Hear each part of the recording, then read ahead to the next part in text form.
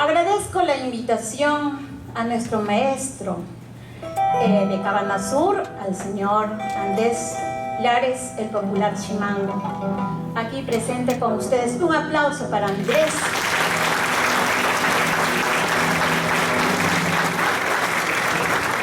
Y también mi paisano, porque los tres somos de Cabana Sur, Jaime Quilca, también uno de los artistas. Un aplauso para ellos.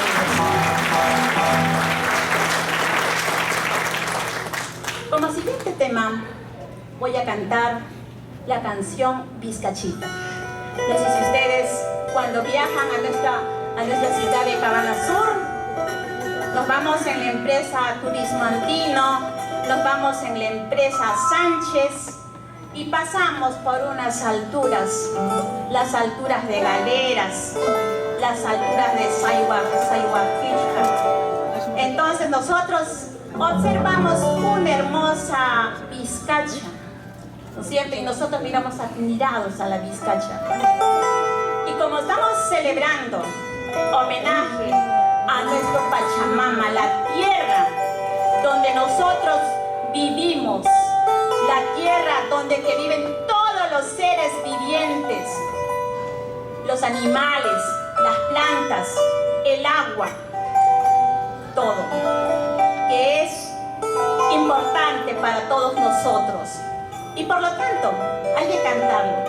Esta canción que dice Vizcachita, con mucho amor para todos ustedes.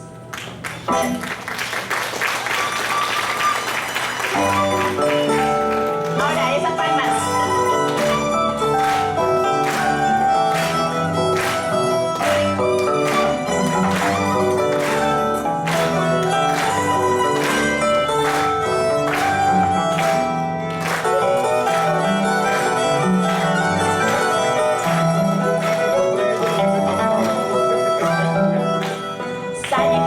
Vizcachita.